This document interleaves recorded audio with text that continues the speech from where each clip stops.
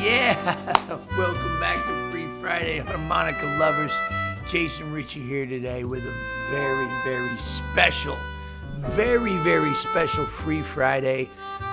We have, in the Mooncat manner, the guest, the Swedish harmonica sensation, one of my favorite harmonica players in the world, if not my very favorite. You know, some of my Skype students, sometimes they get scared to talk to me. I get scared to talk to this guy. Ladies and gentlemen, and everybody in between, please welcome to Free Friday, Mr. Filip Jers.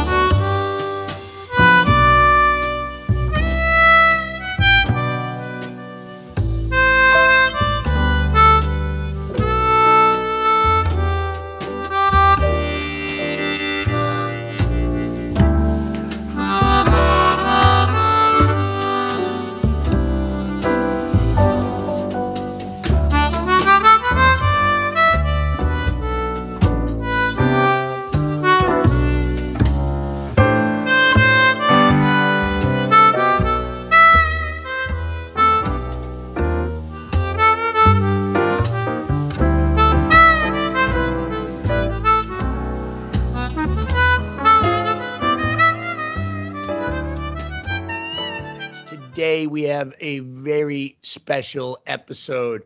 So it's an interview, but it will also be a lesson if you listen. I'm sure that I will be studying this very tape for weeks and months and possibly years to come.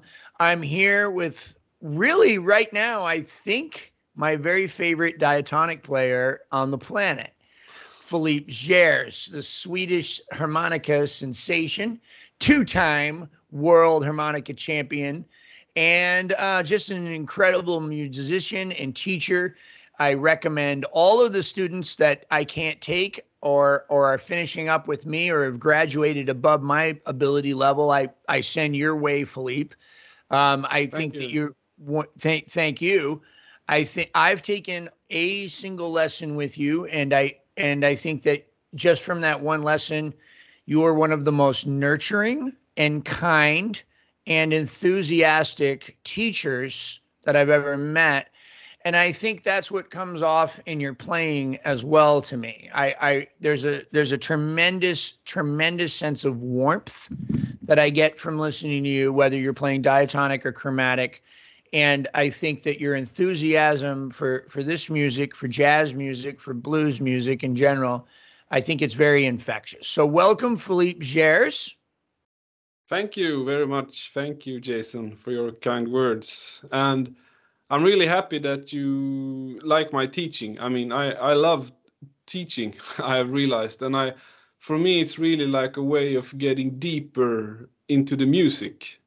I do a lot of yoga as well. And there was one yoga teacher that told me, if you want to get really deep into the yoga, you have to teach yoga. And for me, during the pandemic, I kind of realized that with harmonica also, like to get really deep down into the harmonica, I should teach it as well.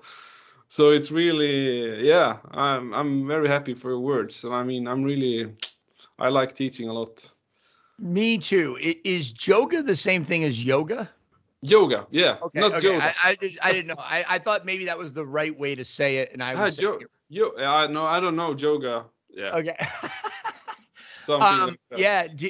As a teacher, though, you know, I agree with you. I think like studying chords and chord structure and scales and leading tones and answering questions that make you think as a teacher are all wonderful ways to stay grounded in the fundamental principles of music. At the same time, though, sometimes I feel like I teach so much that I don't have any time for me to really learn, you know, and by the the end of the day, like I'm exhausted and I really don't feel like putting in the same work that I'm asking my students to do. Oh no, yeah, that's also. I mean, it's a two-way highway, kind of. You know the drummer Jack DeJohnette. Huh? He said the music business ruined my chops. Yeah, All just the traveling. all the traveling, all the booking, the load in, the sound check, the hotel room, all Yeah. of it, right? The teaching, right? Everything. There's just no time to stay on top of it. Yeah, yeah. I mean, and I know Charlie Watts from Stones. He said something like, "Yeah, music is 80% hanging around and then 20% playing." So Which is why it's really important to be easy to hang around with yeah, yeah, yeah, yeah. It is. if you want the job. Yes. Yeah. I imagine you would be one of my favorite hangs on any gig. But like I said, I find your enthusiasm for music infectious. Before we go any further, I want to take a chance to right now plug your website. philipjers.com. Okay. Yeah. But I update, Instagram, Facebook, and YouTube a lot more. So my website is mainly for tour dates. It's kind of index. But yeah, Facebook, Instagram, and YouTube. And then I also have a Patreon site where I also have lots of teaching material. That's great. So I think if people want to find me online, they will. Right. How many videos do you get up on Patreon a month? How many? From nowadays, it's like 1 to 4, maybe. That's great. That's really great. That's exceptional, and it's $17 a month, I believe. Yeah, but during the pandemic, it was 2 videos per week. yeah, right. So it was, but I'm touring also. I mean, I have realized I am a full-time musician. I am a full-time, so I travel a lot, and then I make material when I have the time, and I also want it to be good. So it's like, I don't want to put just to put, but I try to keep from 1 to 4 videos. Gotcha.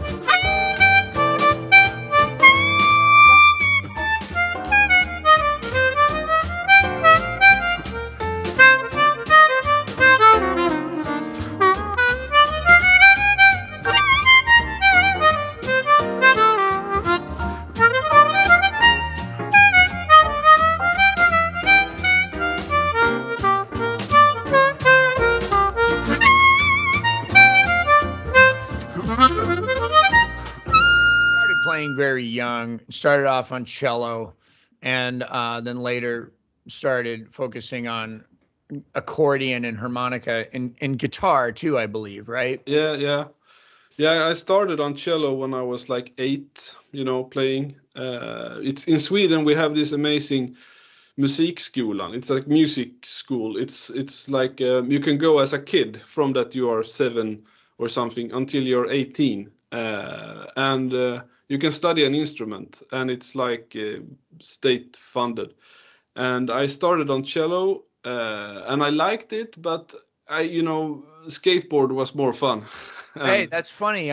Me and you have that in common. I'm big skateboarding. I didn't know that about you. No, but then also TV games, video games, everything. But it was like then I turned 13, and then it was a friend that played guitar in school on a ceremony or something, and then I just I got so hooked. It really hit me really deep, and then I swapped cello for guitar. And my father also played guitar, so it was a very natural step, and it was pretty easy because my hands were already strong from playing cello for many years. I could just learn new places of the notes. And then I also, my father, he played guitar and he also played harmonica. So, and he always had played a lot of harmonica when I was younger. You know, he was a photographer by profession, but he always often played guitar or harmonica when he came home from work, sat on the couch or outdoors on the porch or something. So I always had that sound as well. And I was listening to a lot of 1960s, like both pop music and blues music, and heard lots of harmonica. So it felt really natural just to get a harmonica. And that was a diatonic. It was a Hohner blues harp, you know, in the blue box. Yep, I remember them. And this, I think I was 13 when I started playing harmonica. And then I got into harmonica and blues a lot.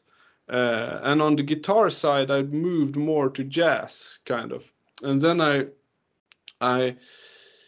kind of felt like I needed more notes, you know, on the diatonic. And it was really like this: should I start to play more guitar? Should I start to play saxophone, maybe, because that's a common instrument in jazz? Or should I stick to the harmonica?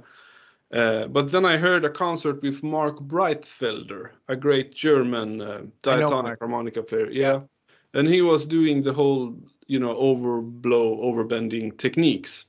And I talked with him, and he said, you got to check out Howard Levy. And then I checked out Howard Levy, and that made me not stop playing harmonica. It was really like opening a door. This is possible. That's funny. I had almost an identical experience. In 1998, I had gotten out of jail and was in a work release program, and there was a radio show on at night that I used to listen to that was all jazz.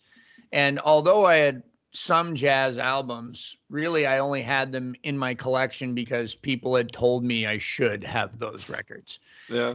But it wasn't emotionally doing anything for me other than providing what I thought was a sophisticated background drop for my dates and dinner and stuff. Yeah. Right. But I wasn't really moved by the music. It wasn't something I was going to listen to when I needed to.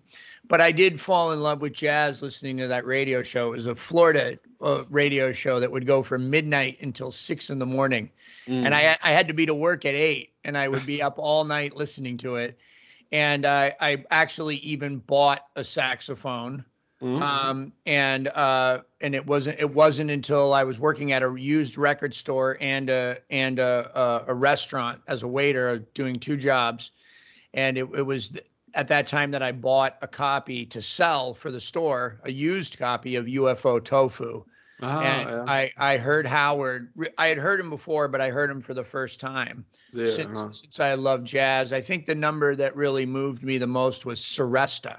And that was the beginning of me staying with the harmonica, because I was also I was at a pivotal point too where I wasn't going to quit, but it would be something I did every now and then on the gig, and I was going to learn how to really play saxophone, tenor, sax, and then just keep going. But so that's fascinating. So there is a little bit of a difference between you and me though, in terms of that jumping off point, and that is that you had all of that formal music background from studying cello and guitar, so you already had a sense of the circle of fifths, of harmony, and the chords, sight reading possibly. I was reading on cello, and I was reading on guitar, and also on piano actually. Or funny thing, mainly cello and piano. I had started to play piano as well. You know, we had one in the house, so of course, if your parent go and play it, you go and play it, because you do what other people do when you're young. But it took a while to learn how to read on harmonica. That came later. That came kind of when I turned like 20. I mean, later. What we're talking 5 years later. But I was really kind of wanting harmonica and guitar to be more like an ear instrument, to really have that sensation kind of. But I could always read chord charts, and I could like understand a piece of sheet music, but I couldn't like play it directly. But then when I I came what you call it, like high school, or before you, in Sweden you go to school until you're 18, and when the last 3 years you can choose like what program you want to do. And then I wanted to get into music, and I did, and there I played so many instruments. I played guitar. I applied on electric bass. I played that a lot in a band, and then of course always harmonica, but also piano, accordion, sax, everything. And then they told me, those people said, if you really want to study music, you have to learn how to read. Or you will gain a lot more from it if you know how to read. So I took like classical piano lessons for 1 year. And then I really learned how to map that system to the chromatic harmonica mainly. Yeah. Yeah. Which I started playing the chromatic when I was maybe 17 or something. I had really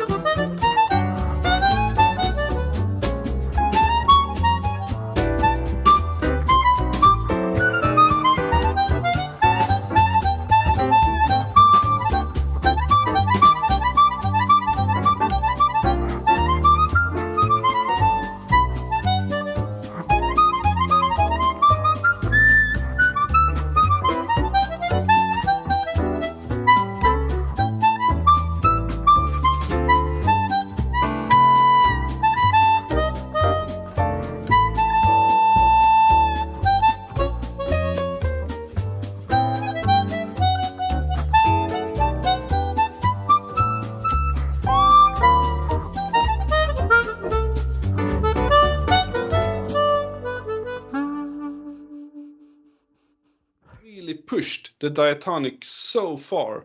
I was that person that played only a C diatonic for 4 months. Like our friend Octavio Castro. Yeah. And really pushing the limits. But then I also kind of starting to hear records with Toots Thielemans for the jazz and Larry Adler, and I heard Gabriel Grossi, a great Brazilian guy, and I just felt like, wow, the chromatic is beautiful as well. I mean, it's just another type of voice in the harmonica world. It's like if you play tenor saxophone, you might fall in love with the flute or the clarinet as well. So I started to think of harmonica more as a wind instrument family. And my father, he had lots of Toots records. So he take these. So I really started to dig that as well. So then I kind of, that was when I was 20 sort of, and I was really feeling like I had gotten into another music school playing accordion, but I felt like this is not me, this is not my sound. I don't dream about this when I'm asleep. It's like I am a harmonica player. You're so still that's very young. You're still How old are you, like 38, 39? I'm 36 now. 36, okay, because you were born in 86, and my math is bad. Yeah, exactly. I'm 37 in November. Yeah. Wow. But that autumn, it was 2005. I went to Trossingen in the harmonica mecca, and I competed in this World Harmonica Festival, the competition they have there. Yes, that was going to be one of my topics. So okay. Yeah. Let's keep going. I have it. Yeah. It's actually my first one here. It's two-time world harmonica champion.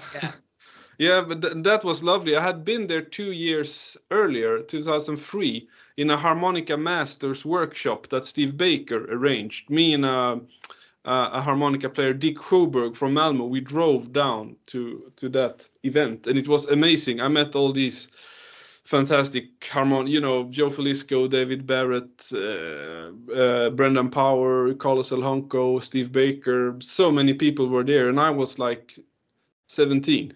It was like, coming to heaven or something. And I really hang out with these, and they told me, you got to go to the World Harmonica Festival in 2 years.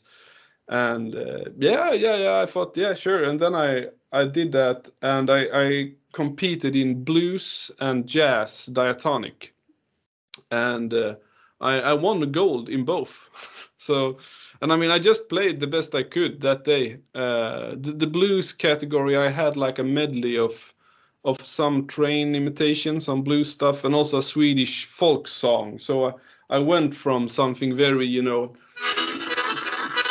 like a train thing, but then I went to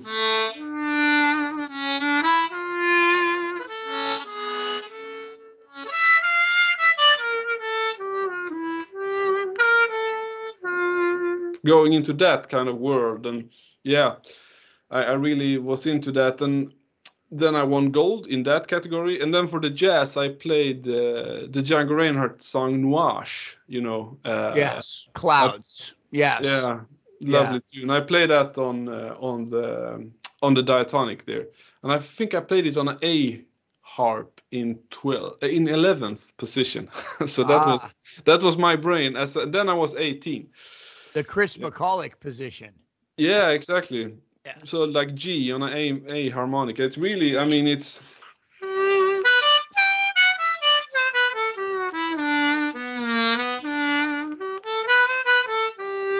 it's the root note is both a semitone draw bend or an overblow. So right. The first odds are pretty tough. But then on the third,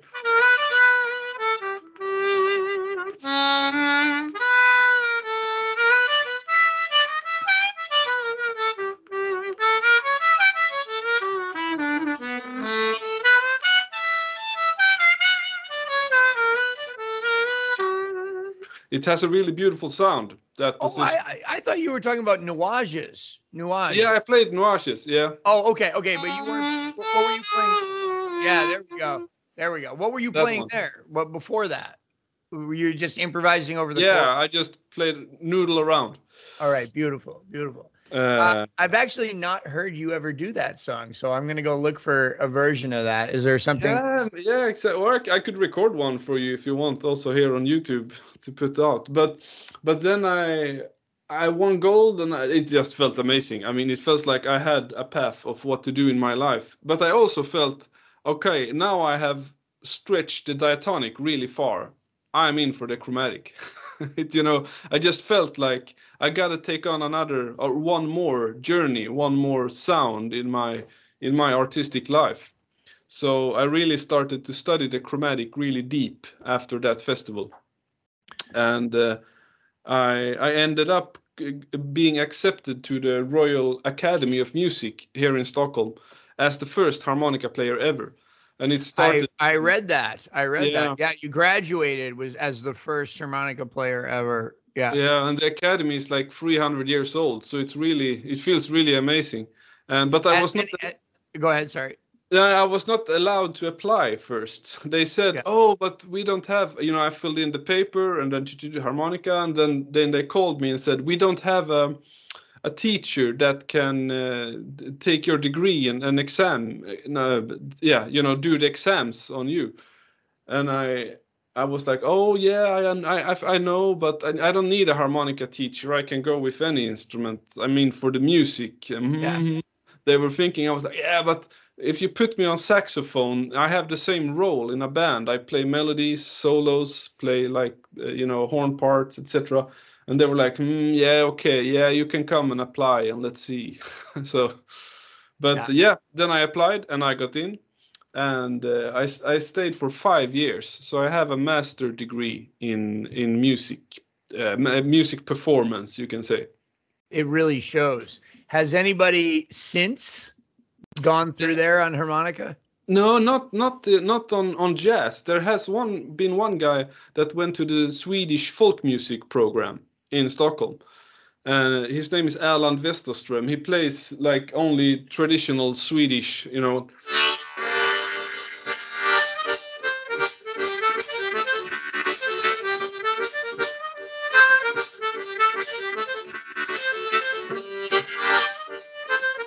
That kind of vibe. Beautiful. So which, yeah, so he had me as a teacher, and he had a violin player as well. But none has gone to jazz. But I've had people wanting to learn harmonica as a second instrument, and I was also a teacher in Finland, Norway, Denmark through the academy. So it really went like a big wave when I took my degree, because I was the first here. So that was really amazing. Now when I think about it, so that's great.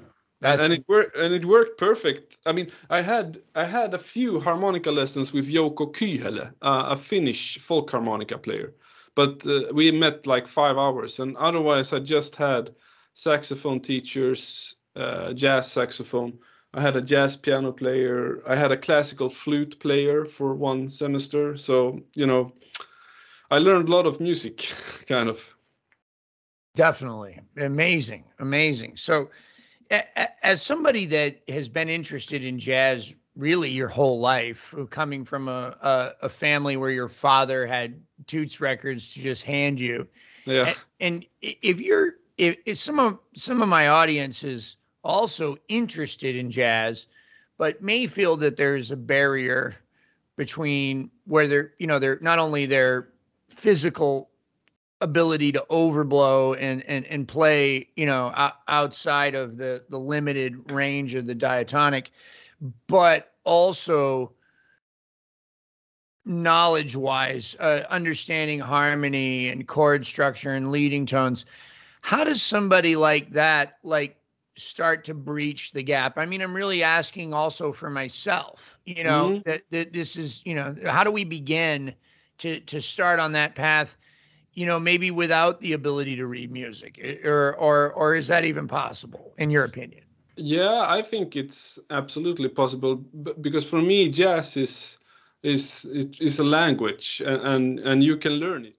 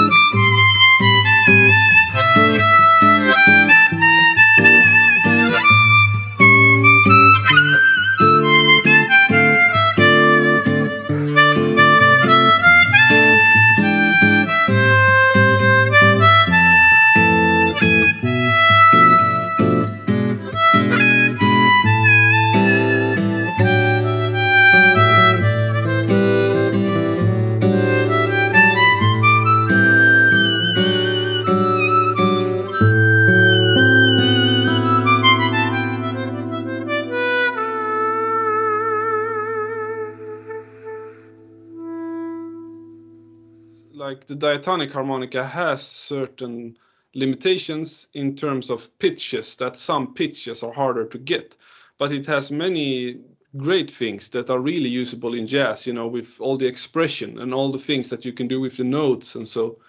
And my best suggestion would be to find like 5 jazz tunes to learn, and to learn the melody of those notes. And it can be, I mean, just songs that I mean, it's a bit hard to start with Giant Steps and Anthropology. I mean, but like Fly Me to the Moon, Summertime. Right.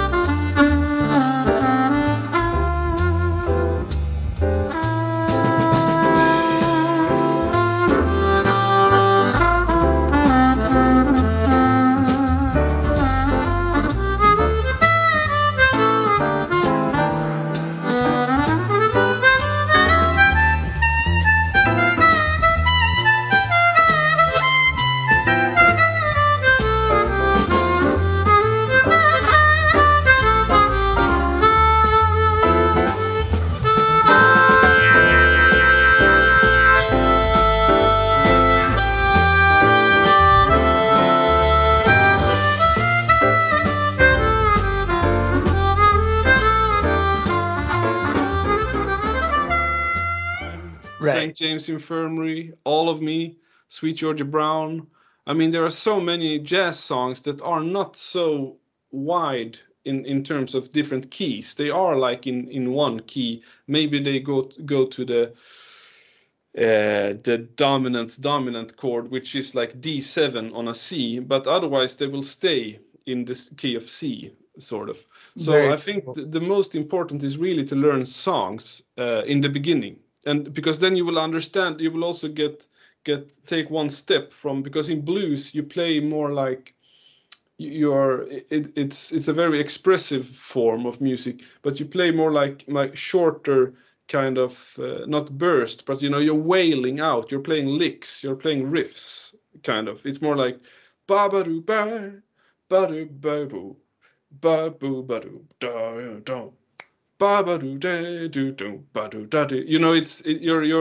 You're building your phrases in a different way compared to jazz, where you're more playing like, ba ya ba do da da do da ya da do da da da da do la di ba ba do da do da da do da do. It's more like you're going into a labyrinth of different things, and those. But let me interrupt for just a second. And by labyrinth, you mean really getting inside of each chord as if it was its own key, and looking at not only the notes in the chord, but ways to come into those notes and out of those notes, and notes that relate to the notes that relate to the chord, and on and on and on. Yeah, I mean, and that's what you got to do, but that's almost like the second step. It's even more important to learn just a bunch of melodies first, right. So you kind of open up that 8 note, that kind of melody phrasing that jazz tunes are built on, and then you start to study the chord tones and the chord structure of the songs, and and then don't kind of take too hard songs, so you don't get that, you don't feel like, yeah. No, I really like a lot of the music that you put up. I spent some of this morning working on learning the head to your version of Black Orpheus this morning. Yeah, that's a great one. It's a song I've always loved, and I really like the way you make it sound on harmonica. Yeah, thanks. And then also, because if I play, now I'm on an A harp, but if I play like this,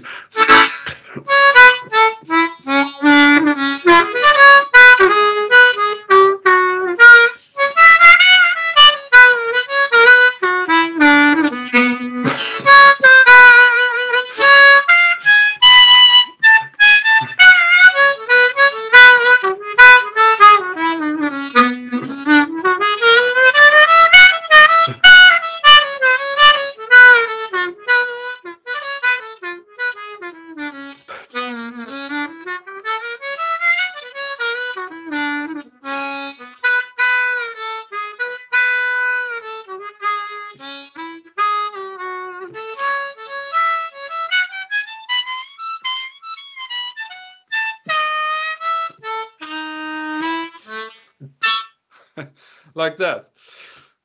That's just, improvising over all of me. And I didn't play the head from the beginning, but I wanted to like make a picture of all of me, and then you can that's all of, same if I do like yeah, if I do like this.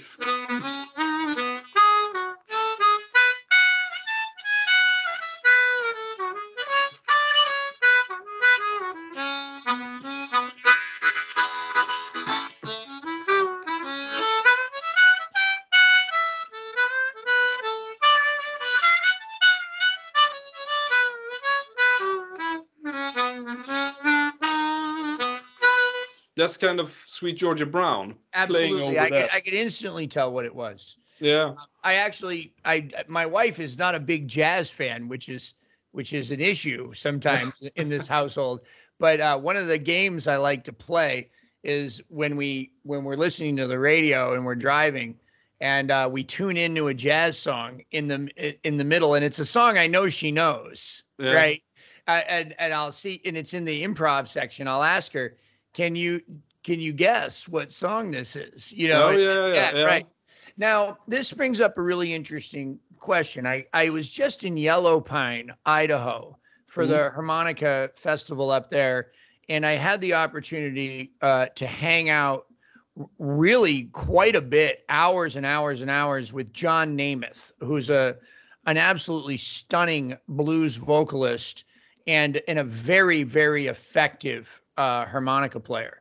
And John, as a grade A vocalist, sings and hosts jazz jams. However, he's not an overblower, and he doesn't play too much chromatic. He plays a little bit, but certainly not like okay. So anyway, I'm digressing. The topic of conversation was, he was talking about how he really liked that he couldn't play overblows because it forced him to just pick certain notes out of the melody that worked, and that he thought that it was very effective. Yeah. So I listened to that, and I slept on it for an evening. I didn't respond.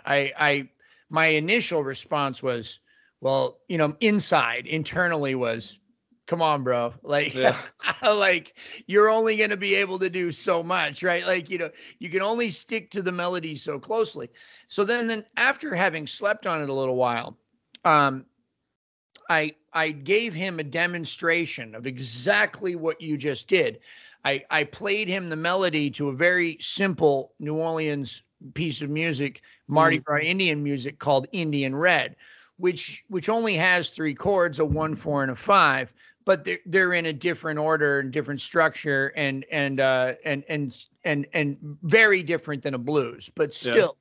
And then I was able to play him the changes by just arpeggiating the chords with either major triads, 6 chords, or 7th chords. And then I was able at the very end to just play the major pentatonic which would be sticking to the melody, like he was saying, and show him the difference between the two things, and how really it was understanding the chord structure and the arpeggios that allowed me to better play the melody without all the extra notes. Yeah. Right. So in music, one of the most fun and fascinating things to me is that when we study something that, like, say we're trying to get away from scales, and we start studying arpeggios and harmony, well, it really just improves the way that we end up playing scales later, or even gives us more admiration for the challenges that lie within the scale approach.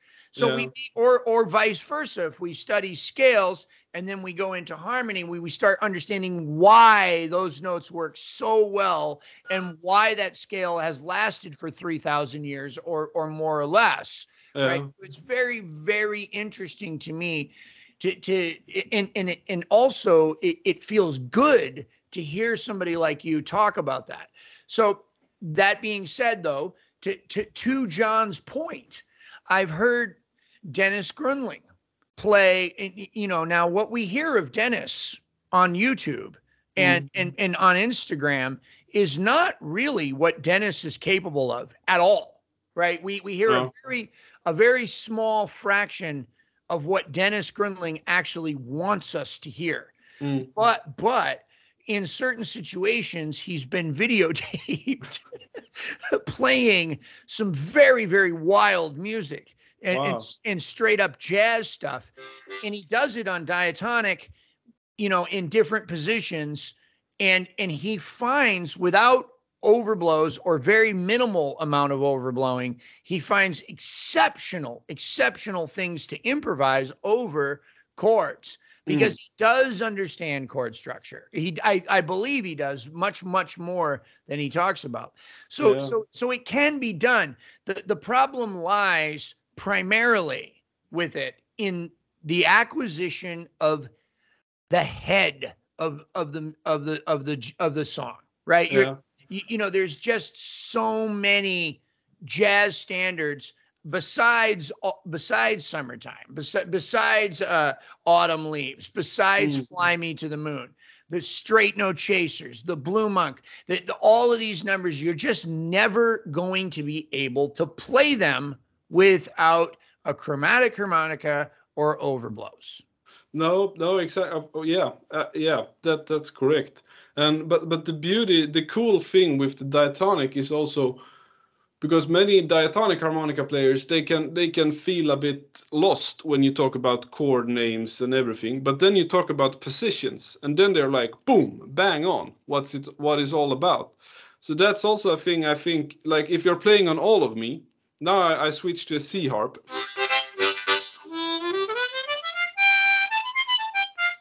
Yeah, this one works. That you can think the chord progression in positions instead of the chord. Well, that's how I first started, Filip. Yeah, and I started in that with the blues. The minute I learned that if I started in second position, the 4 chord was first position. Let's say a C harp, G would be the 1, so second position on a C harp, G, A, B, C. The band goes to C, I'm in first position. The band goes to D, I'm in third. Let's talk about that. Okay, so really, it's impossible to bring up that subject on our instrument that is limited without getting into modal playing and the idea of playing modes. So I don't have a YouTube video on modal playing. I have a Patreon video called Meet the Modes. Yeah. But when I listen to some of my favorite examples of your playing, they seem, a lot of the most beautiful things that you do seem to be, I forget the Miles Davis number. Is it So What? Was it So What? Which one was it? That's the modal, Dorian. Right. And I mean, it's just gorgeous what you do with it. So would you talk a little bit about for the diatonic players that are not yet overblowing, or maybe are, but would like to understand how to how to navigate the harmonica over some basic jazz changes, jazz, blues, whatever. Yeah, sure. How should they begin? I'm thinking if we should decide a song, is maybe Autumn Leaves is best, isn't it? Yeah, but then I would play that in first position on a C. Okay. Or it would be fourth minor. I mean four. So A minor is my tonic. Right. So your root, the whole blow, the root note on the harmonica is a C, whole 1, whole 4, and then to get into fourth position, you go up in the circle of fifth. You gotta go 4 steps. So you go C, you go 1 more, second, that's third, and then that note is an A, and then you are in fourth position. And the melody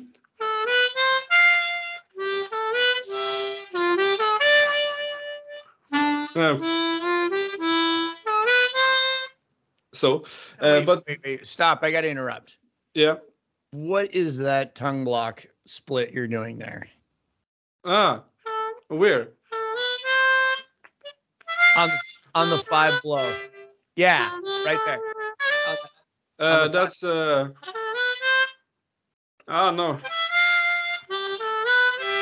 That's 3/5. That is gorgeous. I have a hard time making my tongue that small.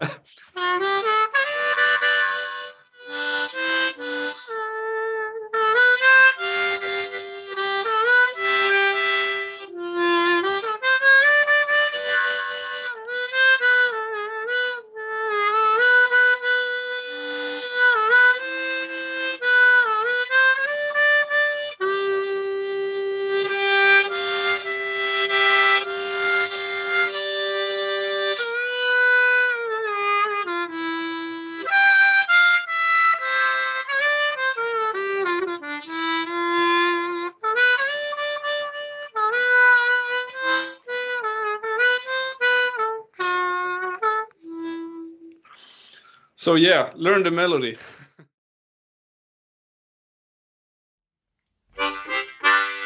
All right, hello Jason, thank you for yesterday. It was great hanging out with you on Skype. And I just had a little idea here that I thought I could record for you and you could add to the video. Just a quick 2 or 3 minutes when I'm talking through the positions of Autumn Leaves. So now I'm gonna guide you through the positions of playing Autumn Leaves on the diatonic. We will do the first 8 bars, the chord structure, and we are on a C harp, on a C diatonic, and the tune is in A minor. An A minor on a C diatonic is 4th position. So the first chord in this first 8 bar structure is D minor. And D minor on a C harp is 3rd position. 3rd position, all right? So you can think playing in 3rd.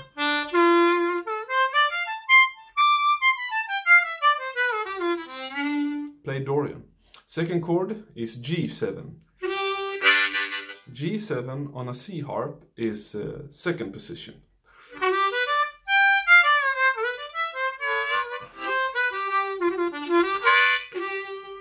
So you can play Mixolydian. Next chord is C major 7.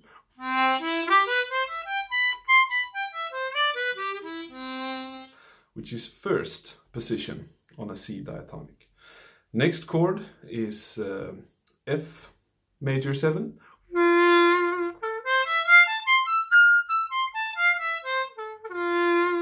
And F major on a C diatonic is 12th position.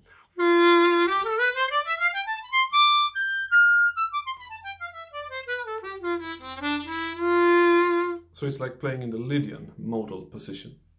Next chord is a B minor 7 flat 5. That's a long chord name. That is, B on a C harp. You know, 3rd whole draw is, I think you can call it 6th position, 6th chord.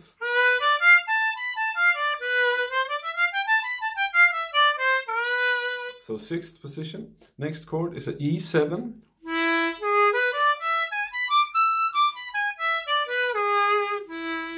E7 on a C harp is 5th position, hold 2 is your root.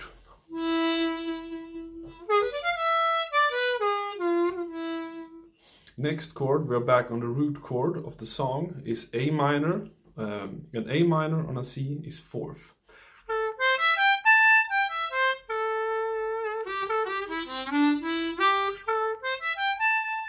Now you have mapped those chords to positions on the diatonic, and many diatonic harmonica players are great at thinking in positions, so I think it's a good way to start doing like that.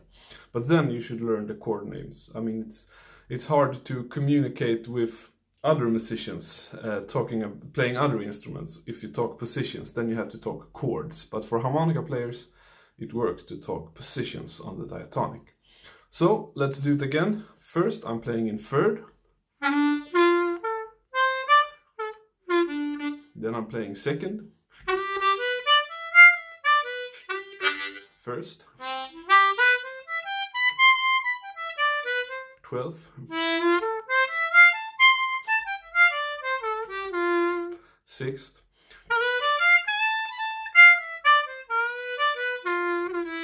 fifth, fourth.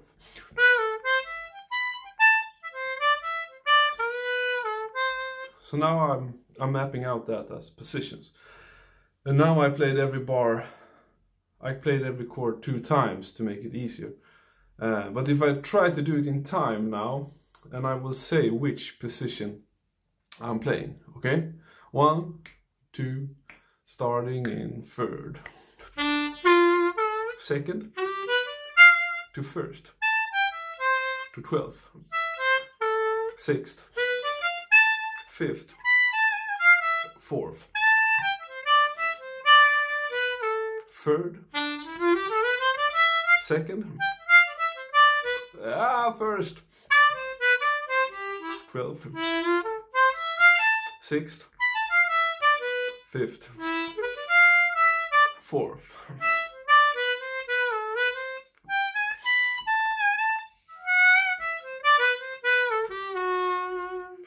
And so on. So this is one way of thinking over the chords, and it's good to study the chord tones of every chord, the root note, the third, the fifth and the seventh.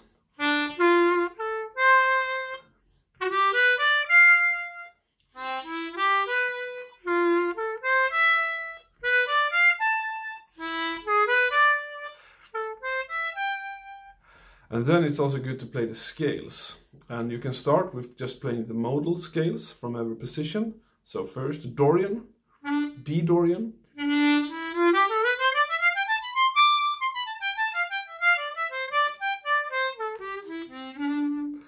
then Mixolydian, second,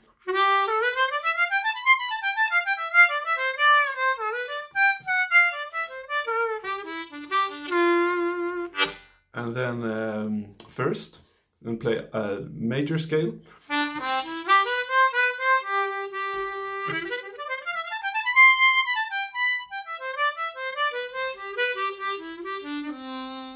then you play 12th, you play the Lydian scale,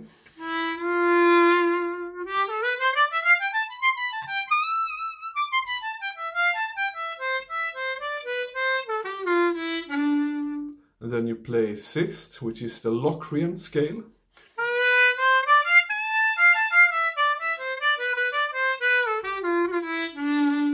And then you play the 5th, and here you gotta play, if you're playing modal here, you could play Mixolydian. And it's good to add a flat 9. So you get the note F. And to be really into it, you should also play 5th position Phrygian dominant, this scale. Root note, flat 9, major 3rd, 4th, 5th, 6th, 7th, root.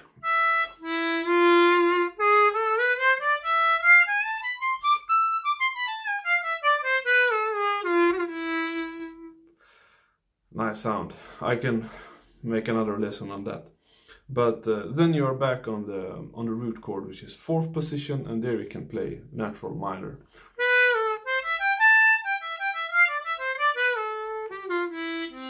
but many of them play Dorian there.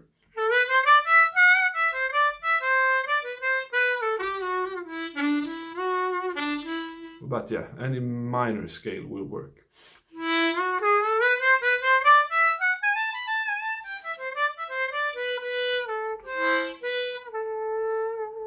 I have to take another lesson from you. I'm learning. So I'm being very selfish right now. No, but I'm kind of like trying to take a little lesson from you right now, and I shouldn't be doing that. no, but Let me get to my notes. Okay. Yeah. Okay. So the splits and the tongue blocking. Now, look, I want to bring up something. I don't know if you saw this, but somebody posted on Modern Blues Harmonica that a question or a statement, really. I believe it was Richard Hunter, who is who wrote, actually, I think, the first jazz harmonica book. Yeah, the first jazz harp, the first chromatic book that I bought. I love it. Yeah, I had that book too as a kid, but I didn't get much into it.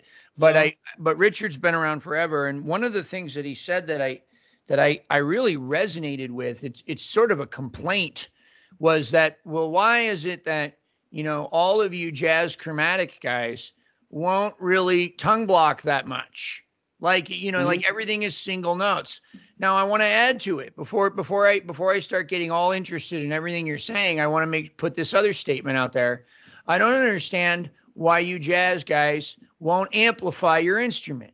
Like there is a roundness that comes with amplification, including diatonic and chromatic. And the great jazz harmonica player Bill Barrett, right, has amplified it. And fantastic tone. It sounds wonderful, and so is Mike Turk out of Boston. And so what's your problem, bro? Like, what's the deal, man? Like, how about some more tongue blocking, some more octave stuff? I mean, Larry Adler did it. Why aren't you amplifying it? Why not have more fun and make cooler tones with some sustain and some actual power? I mean, look, I love the sound of the acoustic harmonica, and the older I get, the more I play it like that. However, all right, there's just certain numbers where it would just be wonderful if you would. I mean, even Django plugged in at the end of his life. Come on, man. Come on. What gives? What gives? That's a good opinion. I mean, I think it's, in one way, I mean, since Toots Thielemans always played, SM58 through the PA, adding some reverb, and it just sounds lovely. And that has become like the norm, just as, Little Walter made a norm for blues harmonica. But I agree, there is so much to discover. You're wrong. I'm going to stop you. Little Walter played both amplified and acoustic. Okay. Yeah, so he didn't make a norm. And in blues music, both are perfectly accepted. Okay. And it's not just harmonica players, it's jazz guitar players too, playing through keyboard amps. Aside from people like Schofield and Mike Stern and a few others, really all you guys find the most generic middle, put everything on 0 or 5, whatever you want to call it, and have your tone is basically no tone, right? Like that's basically what you guys are after, is the most middle of the road. What the hell? I mean, come on. Eddie Harris played the sax through an amp with effects and stuff. Come on. It's 2023. Yes. Give me more. I need more than that. It's time. Yeah. I will save it until I turn 40, I think. I will go for 3 more clean years. All right. Well, fine. You know, one of the reasons that people have gravitated towards me and Overblows, look, when I listen to a guy like you or a guy like Howard or even Carlos Del Junco, and I really feel like I'm nothing compared to you guys in terms of a knowledge of harmony. Okay. However, more people learned about overblowing from me than from any other, even more than Howard. Yeah. All right. Because I made it fun. All right. I made it cool. Right. Like it's not just something to play giant steps with. Okay. It's look, you can play some.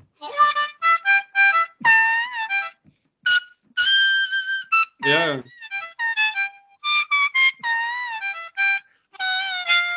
Yeah.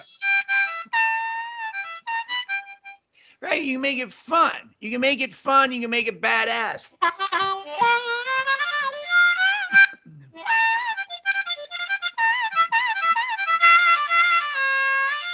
Right? Yeah. You can make it fun. So look, now you have all the chops and all the harmony. Why don't you take a page out of the book of things that sound different and try it?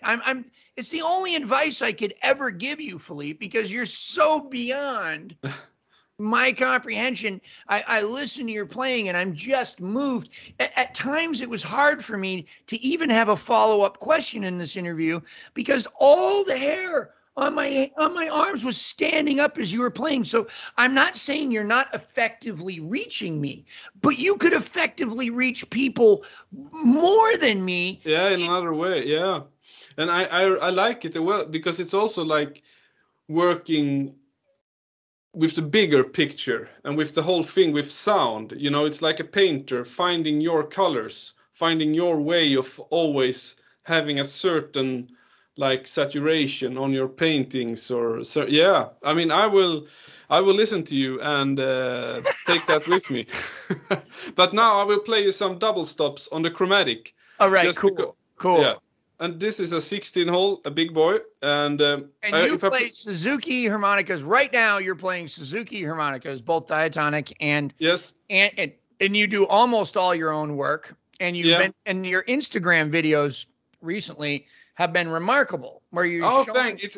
I miss those videos on Instagram. You know, they're really close up on small. Yeah, and you make it really simple and easy and fun. Yeah, thanks. And I'm surprised at how delicate you are and the results that you get from not doing very much, you know. Yeah, but I mean on the diatonics I do all the things that you can do. I mean, I'm not good and fast on, you know, swapping individual reeds. Yeah, well we got to get you some custom combs from Tom. But I have a custom. This is a Joel Anderson GA harmonica. I love Joel. I adore him. He's one of my favorite people. He's amazing. But otherwise, it's a Suzuki Manji with Manji reed plates and covers. And I have been customizing my own harmonica since I was 15. You know, I always opened the lid and checked what's going on. And then on the chromatic, this one has a custom wooden cover. It's really cool. But otherwise, it's a normal 16. And this one I have done a few custom tweaks. I mean, with some chamfering on the reeds, you know, cutting off some corners to make it pop a bit more. It gets a bit bitey, but still it really, boom, takes the... Play that sucker. Yeah.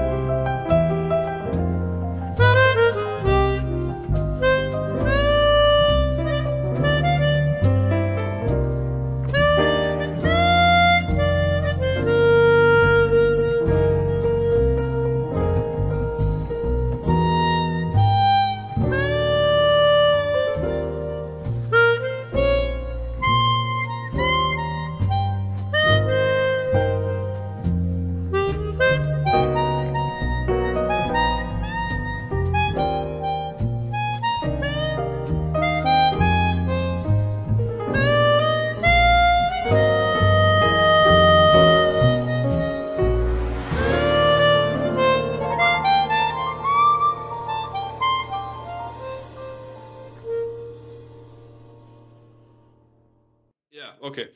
Anyway, same song on this one. And then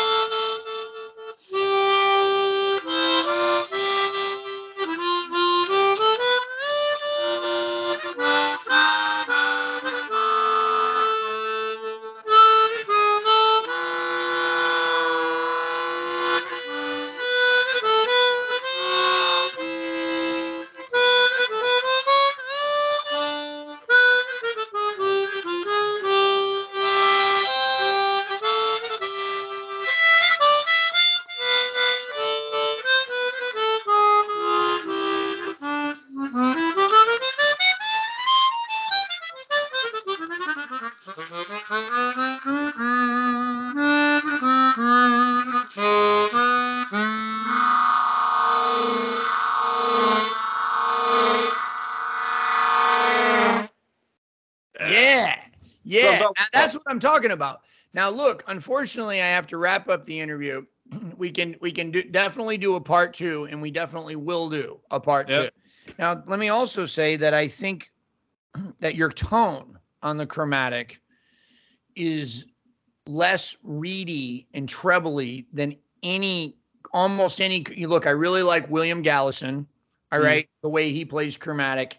And I really like a few other guys, Stevie Wonder and a few other guys, but I think you play it very, very beautifully and with a very, very exceptional tone. One more time, the website, philipjers.com, and then otherwise patreon.com/Filip Jers Harmonica, or YouTube Filip Jers Music. On Instagram, I'm Filip Jers Harmonica. Yeah. Just search for that and you will find me, I'm sure. Right. And you have a new album out, In the Spirit of Toots. Yes. And I love the Midnight. I love what you did with Midnight Cowboy on that. Oh, thanks. Yeah, beautiful, beautiful. And it's a wonderful album. We'll be back another week with more Filip Jers. Thank you, my friend, so much. Thank you. Thank you. All right, cool. Go sign up for some lessons. I got to go. I got to go see my therapist and talk about how messed up I am. Or how much better I've gotten. We'll see. Love you, big dog. Thank you.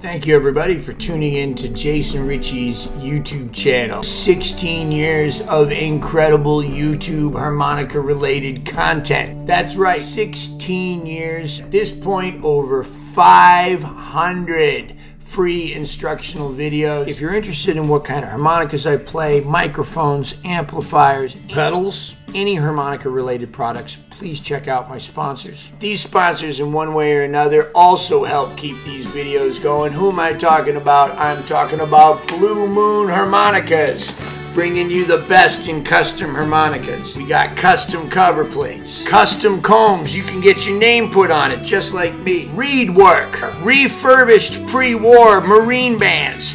Look at that, they put the little brace there, no more crushing the covers. The Lone Wolf Blues Company, the very best in pedals, microphones, almost anything you need for your amplified harmonica need. The Lone Wolf Blues Company, right here out of Ponchatoula, Louisiana. We got you.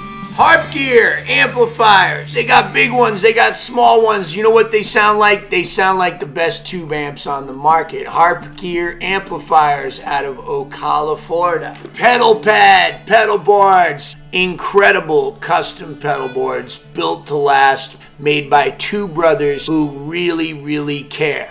Hohner harmonicas. A Mooncat loves the Hohner harmonica. I like the Marine band. I get Tom to put the little special 20 cover plates on it. He tricks them out, but they play great right out of the box. All of these sponsors are linked below in the description box. What else is linked below? Patreon. Consider becoming a Patreon patron. You'll be supporting me. You'll be supporting the cause. You'll be keeping these videos free for everybody. And you'll get a lot of extra content over at Patreon. You'll get vlogs, occasionally some extra lessons, some posts that you might not see on Facebook. A lot of stuff that I can't say or won't say here on YouTube is over on Patreon. I love my Patreon family. You guys are the best. If you're not into the monthly subscription, you can also give me a one-time tip at Venmo or PayPal below too. I'm a touring musician and I play all over the country, really all over the world with all kinds of different acts. Check out my website, www.mooncat.org. In all seriousness, YouTube, Patreon, my sponsors have absolutely changed my life. Subscribe below, set reminders for the videos. Don't miss any events. Every single Friday there's a free harmonica lesson and a lot more. Even if you're just subscribing, you're helping me a lot. Those of you that are joining me on Patreon, you guys are helping me to make better decisions with my career. In all sincerity, thank you so much, YouTube, for just an incredible outlet. It's a video diary. I get to look back at 16 years of these videos. I had a lot of new friends, some really fine musicians, made some great contacts in the industry, and it's all because of you. Thank you, my harmonica family.